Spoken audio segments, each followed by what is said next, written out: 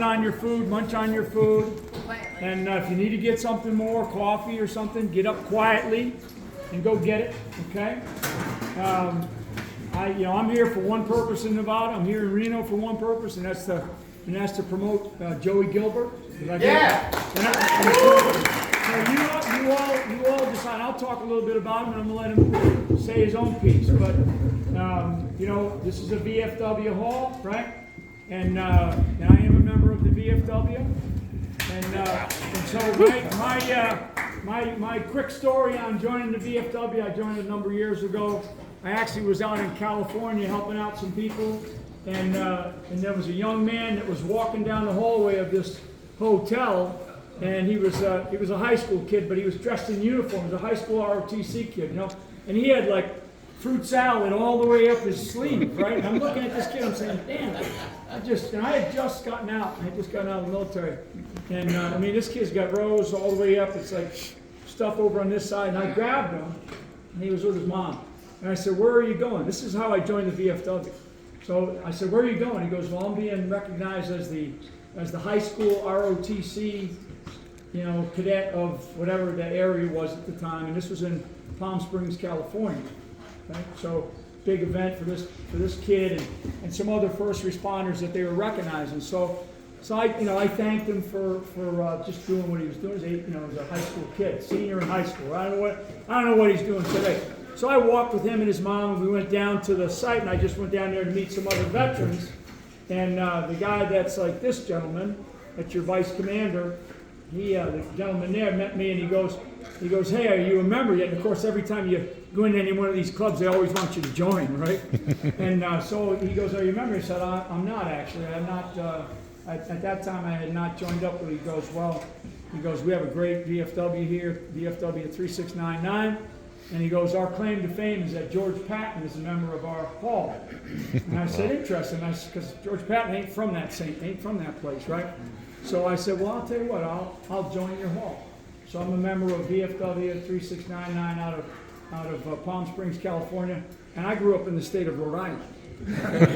So just briefly, a little bit of background on me, okay?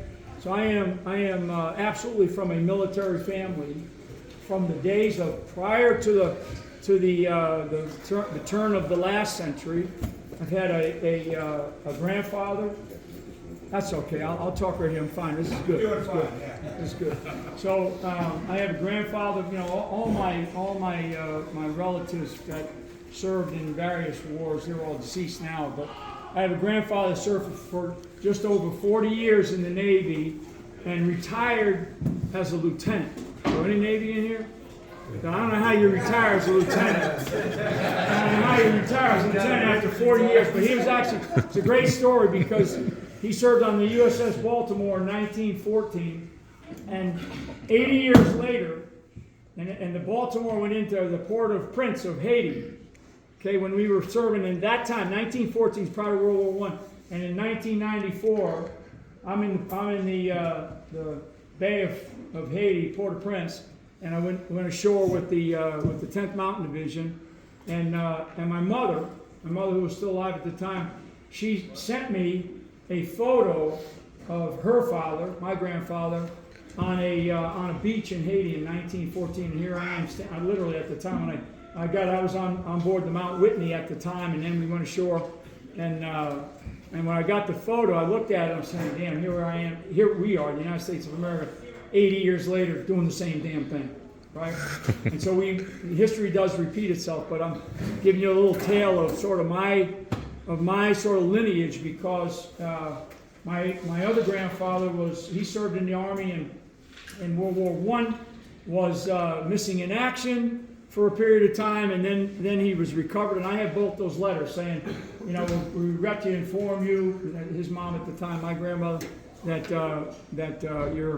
my great-grandmother, your son is missing in action. He was missing in action for probably a better part of about a month, and then he was recovered, in the northern part of the battle lines of World War I, and he was never the same. So he had, what we call PTSD, right? He had PTS, severe PTS for the rest of his life. His name was Henry. He was a great guy, great man, and a terrific guy. My father was a World War II and Korea War veteran.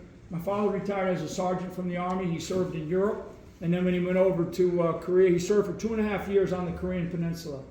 You know, and he at that time on the Korean Peninsula, he was part of the forces that were trying to break out. And he was an MP. So I don't know if I have any MPs in here, but that's what my father did. And he was, you know, a guy that they would run the roads, right? They'd run the roads up and down to make sure that the roads were clear. And anyway, he retired as a sergeant. And I'm one of 9 brothers and sisters, and damn near every one of my brothers and sisters is tied to the military. Either married to, you know, we always would say if they married into the Navy, they were going to have problems, you know. I have two sisters that married in the Navy, and I have a sister that married into the Marine Corps. God help her, my sister Mary. And then I also have another brother, Billy, who's retired from the Army.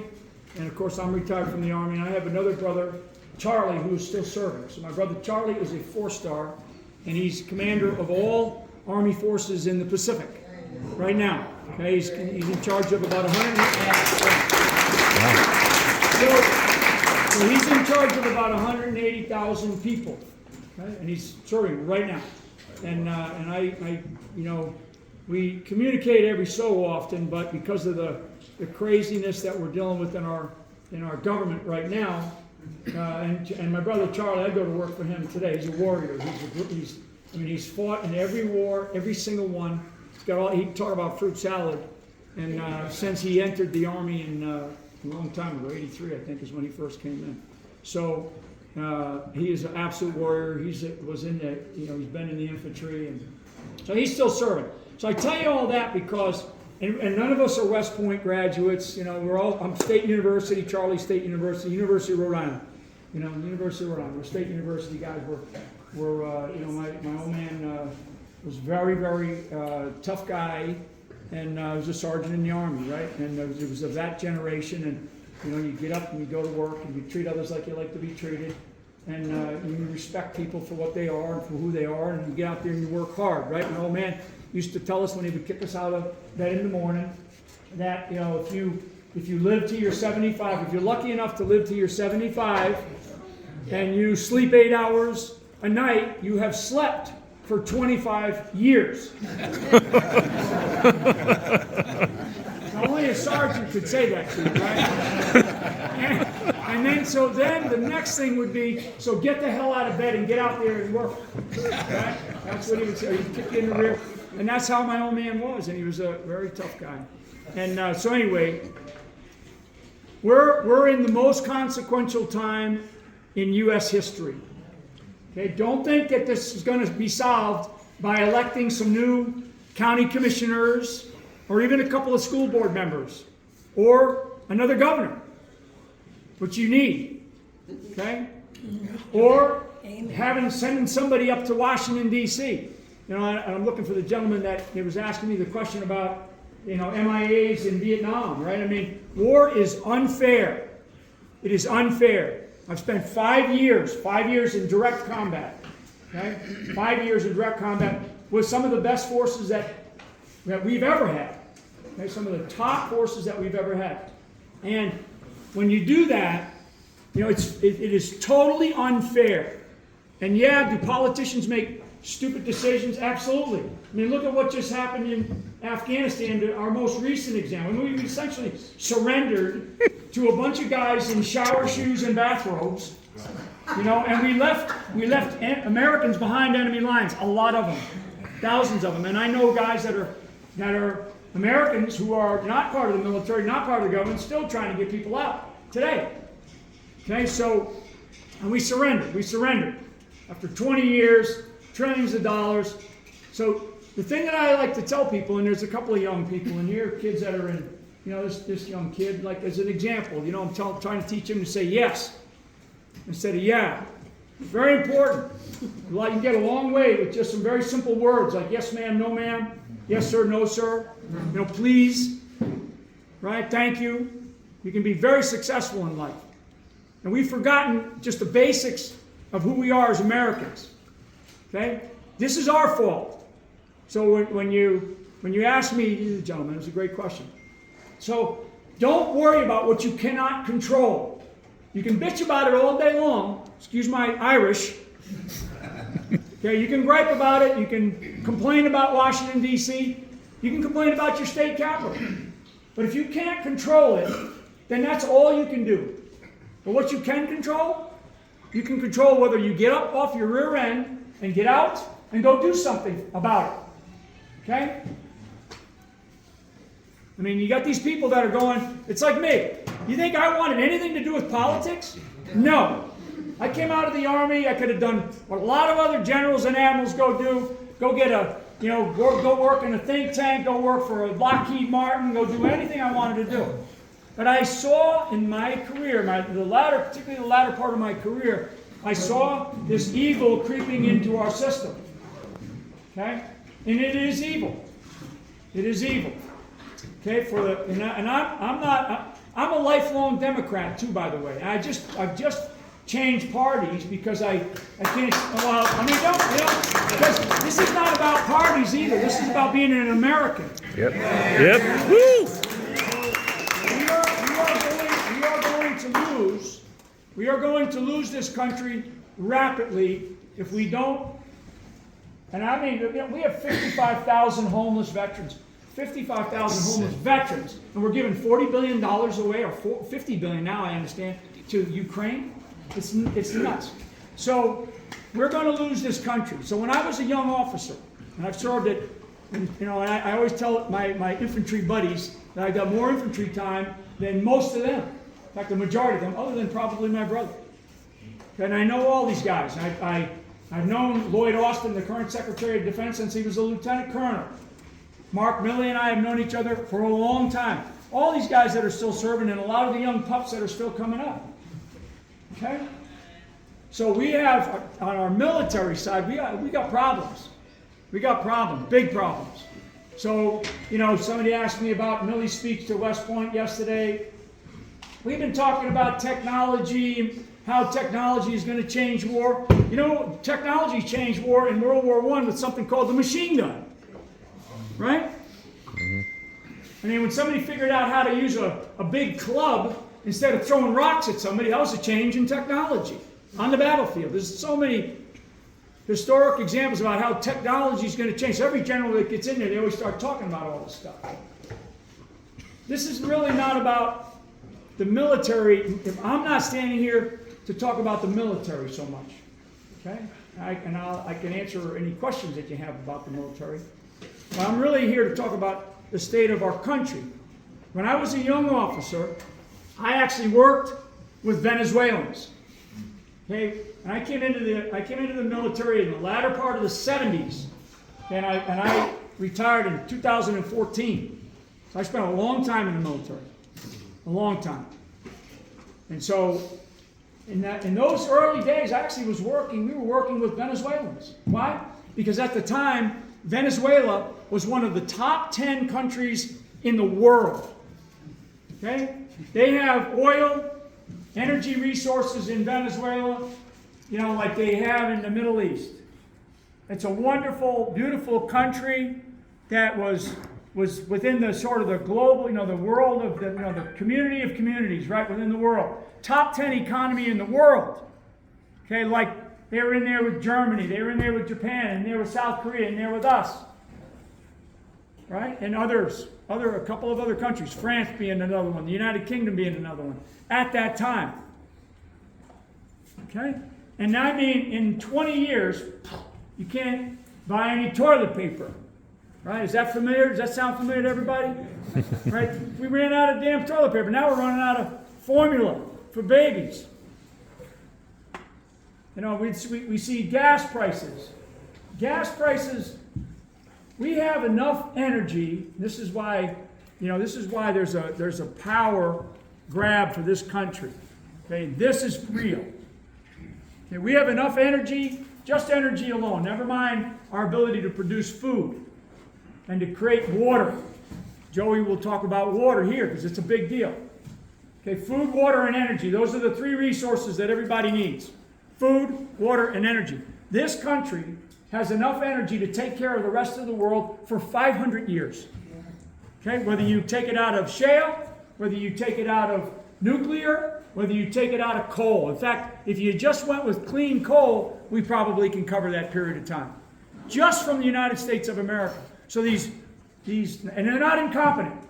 These people where we go, they must be incompetent in Washington, D.C. I read a couple articles that people sent to me and said, and it was about the incompetence of the decisions being made by the Biden administration. Not incompetency. This is intentional. And that's why I bring up Venezuela. And I can bring up plenty of other countries. Okay? And I'm very serious right now. This is not about, hey, everything's wonderful. It's not. It's not, everybody. And you all know it. You all know it. Okay? Every person that I go around and speak to, every group that I talk to around this country, most people come up to me and you know what they tell me when they whisper in my ear? They say, I'm afraid. I'm afraid. Okay? And I don't know who said it to me, but one of the gentlemen I was talking just a while ago, and he's right. He's right. And he said, all they got to do to every American is just take a little bit from you. Scare you just a little bit. And you know what most Americans do? They back away. They back away. That's what most Americans do. Because, you don't want to get beat up. You don't want to have something taken from you. So it's like if they come at you, typically, and that's historically factual, what I just said. Okay? When you look at all of the people who actually stood up for this country in different times throughout our history, it's not the majority. The majority just kind of goes, does this. I'm bringing my hands. That's what the majority does. Not a group like this. So I'm not talking to the majority. I'm actually talking to a very small minority of people that have actually understood what service means. Or now we have more people stepping up for this country. Because people come up to me and they say, thank you for your service. I'm humbled by that. I loved every minute, every second. I go back today. If it was necessary to do something to protect what we have. And it might, it could be. But now the question is, how do you serve? Okay, how are you serving again? So when you complain about something that you can't control, I have no time for you. No time. I can't spend time dealing with people who are just complaining. I wasn't raised that way, and I'm not designed that way. I'm designed to go and find good people who are willing to continue to fight for this country. Because that's kind of the way I'm serving now. Right? It's the way I'm serving now. And so, that's why I'm here. That's why I'm here. So you've got to decide. Because there's only a couple of young people in here, but it's good to see young kids sometimes. My mom used to call it forced family fun.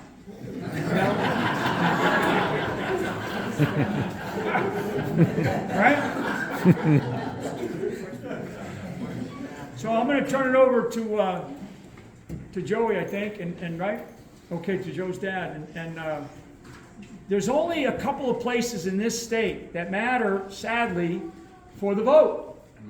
And I'm going to tell you, the vote, and I tell this, there's no more baseless conspiracy theory about the stolen election of 2020. It was stolen. They did it so shrewdly, so cleverly, so masterfully, and now we're all just kind of going, well, maybe he'll come back. No.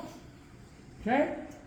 A very smart, well done, and to a degree, in a way, legal to a degree, although there's a lot of criminals out there that need to be accounted for. They've kind of gotten us to a place in our country where we all feel like, well, what do I do? Right? And we feel like our hands are tied, like they're bound and we can't do anything. It's all we do is we complain. Okay? So what I want people to start to think about is a leadership principle. Okay, for all the leaders, all of you who have stood, watch or done something, you now have to find in yourself what is it that you can control.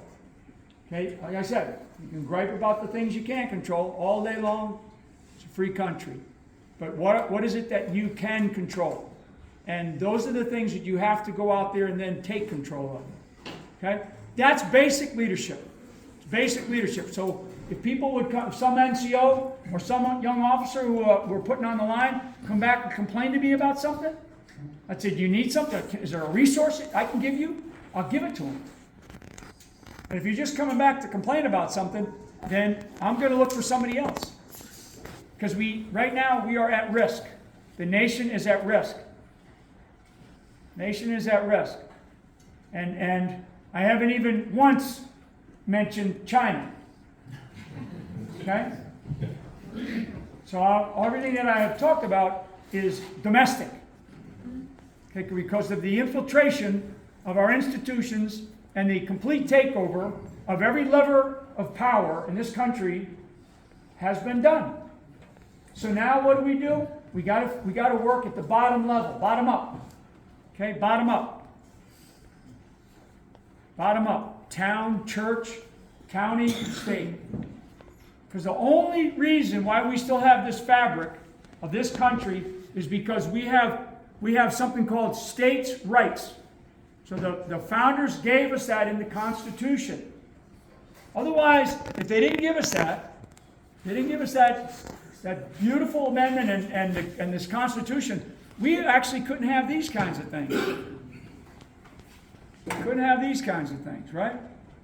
So we wouldn't be able to assemble, because this government would federalize everything, and they would basically say, no, we don't want you. You are all a bunch of domestic terrorists, by the way, according to the latest, mainstream media. If you're white, 75% of the white. 75% of the rage happening around this country is caused by white racists. I mean, but see, they pound it and pound it and pound it. And they make enough people believe it. So that's sad. It's wrong. But that's what they're doing. That's called propaganda. It's called projection. Projection. Okay? Project on them what we actually do. Okay? And the last thing I'll say is kind of take it back to faith. Faith, right? This country was built because of religious persecution going on in Europe, primarily in the 1500s and 1600s, and to a degree in the 1700s. But then that began to shift because people started to move to this place called New England. Okay, coined by a guy named Winthrop. That term.